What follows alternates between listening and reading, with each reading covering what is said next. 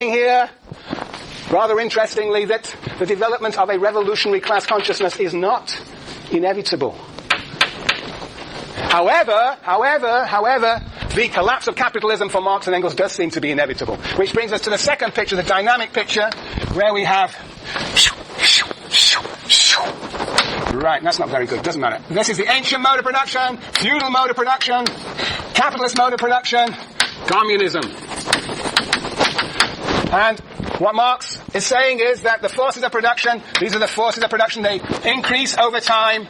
The increasing forces of production, they increase and then they are fettered, and then there is a revolution, and then the old relations of production, slave relation to citizen, are transformed, and we have feudal relations of production, and then the forces of production continue to go on their merry ways. Another revolution, when the forces of production are fettered by the feudal relations of production, movement to capitalism, forces of production expand and then are fettered, and then there's a final revolution to communism.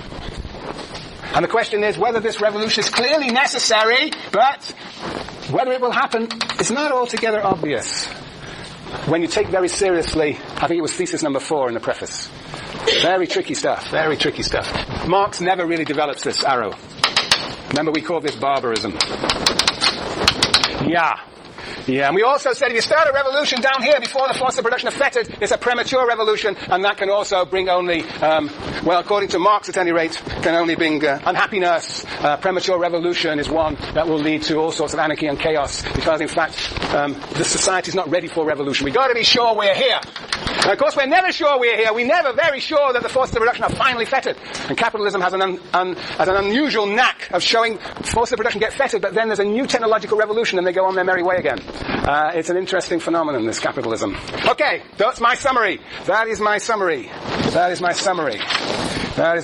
So what Marx and Engels does, they really analyze this.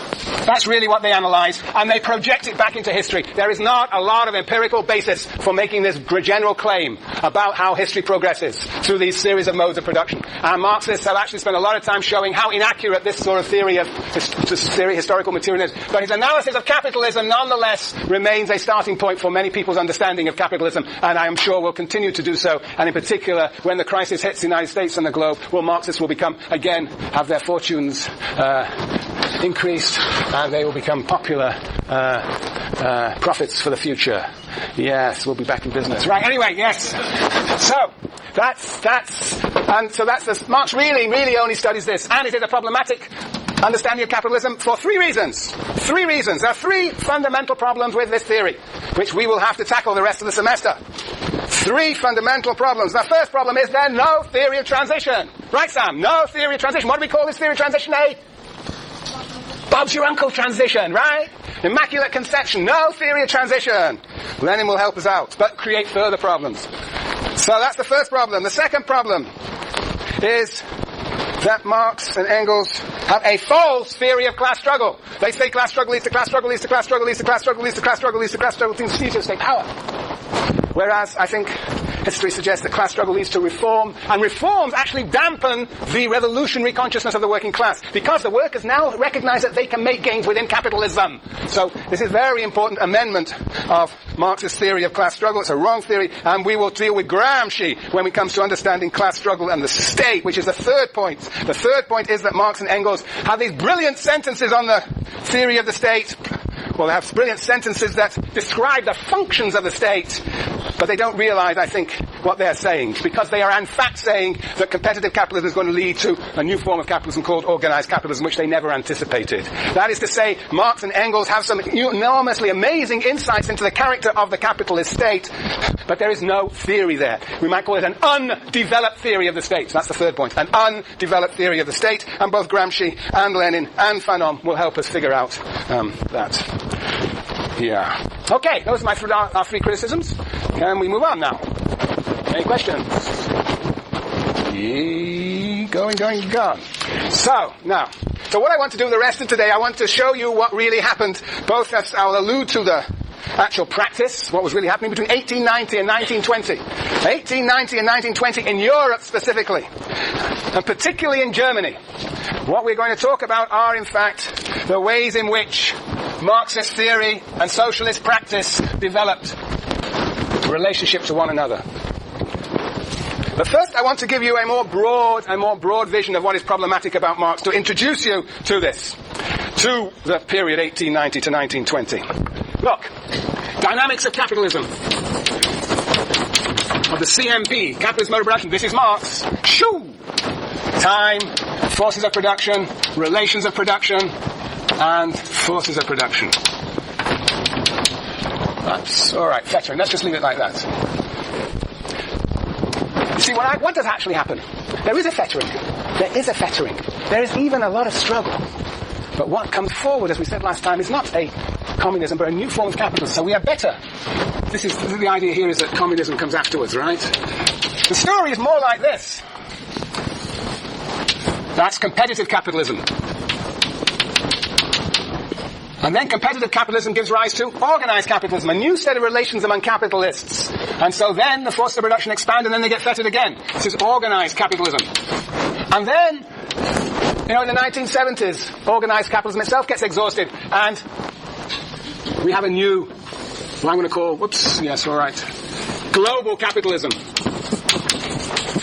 So there are at least three stages, and we're talking about the United States, but we're talking globally too. There are at least three stages of capitalism. Competitive capitalism in the 19th century, organized capitalism perhaps until the 1970s, and then after that we have a new global capitalism that rests on the ideas of competitive capitalism. Yes, and in fact one might argue that this global capitalism is precisely the sort of capitalism Marx and Engels are talking about in the Communist Manifesto. Yes, when capitalism is genuinely spread throughout the world. So you see that capitalism is an incredibly powerful, self-correcting, self-transforming mode of production that is able to continually absorb the crises that it produces. Absorbs the crises that it produces. And so one stage of capitalism leads to the next, and of course, we have to ask what happens next. And that's why we're in a very, very interesting period of history. What's going to happen next? Now that's one. Then, of course, there's another dimension of Marxist theory, and it's equally a simple picture. This is Marx, okay? Time. And basically what happens to class struggle over time? It increases. Class struggle increases. And let me tell you what I think happened between 1890 and 1920. Well, not exactly 1890 and 1920. I'm going to start about 1850. In England, where Marx was writing class struggles, that is, the struggles between the working class and the bourgeoisie, probably reached their highest level around 1850. And after that, they keeled off. So this is around 1850. And then I think we should go to France. And there, the class struggles increased to about 1870. And then they tapered off. And then I think the class struggles shift from one country to the next. Now we're going to talk about, this is England. Now we're going to talk about France. And next we're going to talk about Germany. And Germany, the class struggles probably reached their height around 1910. Let's put a bigger peak there. About 1910, and then they keeled off. 1910. And then, so that's Germany. And then finally we can talk about Russia. 1917 Russian Revolution. Russia. Well, you see that the working class struggles intensify, and then finally they reach a peak, and then they become contained, the struggles. They become more reformist. They make gains, and those gains are then translated into more reformist, less revolutionary struggles. So that's the picture. This is Marx's picture, ascending class struggle. This is probably a better picture. Now look, don't quote me on this. I don't have any data to support this. And if anybody wanted to do a dissertation, it would be a nice one. To look at to figure out some indices of the level of class struggle and to see how it fluctuates between these countries, how it moves from one country to the next. But something like this took place. And the point is, it's not this picture. It's not this picture. So this is Marx over here, Marx and Engels. So Engels was changing his mind towards the end of his life. And this is going to have to be Marxism. Marxism, after Marx and Engels, has to deal with the reality of capitalism absorbing crises and the reality of class struggles not being unilinearly ascendant. Okay, that's my sort of background for this. And I think the most important struggles are the ones that are going on in Germany between 1890 and 1920. Germany becomes the fulcrum, the crucible of working class struggles, working class organization, working class parties, working class ideologies, socialist theory. That really emerges most powerfully in Germany between 1890 and 1920. In that period of 1890 to 1920 will be completely unrecognizable to you and to me. Because at that time, people genuinely thought that socialism would actually emerge soon and after capitalism. That capitalism was entering into its last phases and socialism would eventuate. Now, what they didn't do, and I think this is a profound mistake, for the most part, they did not even really seriously think about what that socialism was. It was so inevitable that capitalism was going to disappear, they didn't feel they had to think about what socialism was. Only one group, namely the Russian revolutionaries, had to genuinely think what socialism was, because the revolution really took place in 1917. And so Lenin, and that's why we're reading Lenin, really had to think about what on earth socialism was. And that's what he writes about in State and Revolution. Yes. So what we're going to do now is actually talk a little bit about, and I'm going to, since I can't stand to lecture to you, and we will try and reconstruct collectively the different positions in the German Social Democratic Party. And you know, Marxism is such a logical schema, it may be wrong, but it is logical, that we should be able to construct the debates. Oh, how can I rub this off? Doesn't matter, you've got it written down. Shoot. So, 1890 to 1920, what on earth is happening in this place called Germany? Well, that's a good question.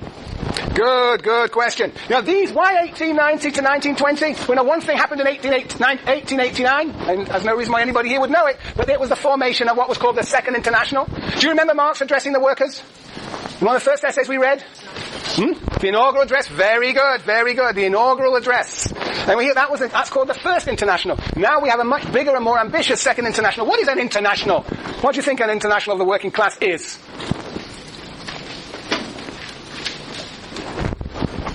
Yes? International workers of the world living in forums. Right, so this is the Second International. 1889, very good. It is the idea that workers should form a solidary organization across national boundaries. Workers of the world unite across national boundaries. Across national boundaries, right, Felipe? Yes, it's beyond the trade union movement, which is always very local in its conception. It's beyond the nation. It is international working class solidarity. But what happens in 1914? World War I. World War I, very good, Tracy. But what happens also, very good. So what does that mean? What does World War I mean for international working class solidarity?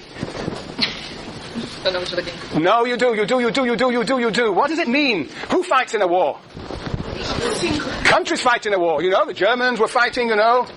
So, yeah, the Germans. So, yes, Lauren. The working class would be the group would not be able to come together. They're not going to participate. Of course, you're losing people and they're being separated from so your group's getting weaker. The group being the international working class. Yes, Neil. The ideology of the nation and national pride takes precedence over your own working. Brilliant. That nationalism as an ideology, pride in one's nation, commitment, patriotism, takes precedence over commitment to an international working class. And it's said that 1914 was the most ignominious moment in the history of socialism, because 1914 spelled out the power of people's commitment, of working class commitment to the national ideal. And that took precedence over their commitment of solidarity to workers in other places. Why do you think workers might be more committed to the national ideal than to fellow workers in other countries? Lauren? Well, would it be because if in the war their country falls, the government falls, their living conditions are being worse? Right. That is an excellent contribution. It's almost like this capitalist competing with one country has to just declare a war. Then, if the workers don't fight in defense of their country, they will then suffer as part of the vanquished. Indeed, so the question is, why does any one country begin to enter the war at all? Why does the working class begin to enter the war at all? Yes, I mean, of course, it was a big issue in Germany as to whether the Social Democrats actually precisely followed this logic. They said, look, we didn't start the war, this was started against us, and we must defend our country. That was their argument for violating the principles of the Second International. So the question is still, they could have still refused to vote for the war credits in Germany. They could have still done that. Yes, but they were not sure that any other working class would do the same. Yes, at the back. Yes, who are you? You look like a familiar face. Isaac. Yes, you'll return to my consciousness. Isaac, yes. I'm going off of that. There's a distance between the experience of one country and the experience of, Exactly. I mean, workers in one country don't feel necessarily solidary with workers in this country. Don't feel solidary with workers in Guatemala.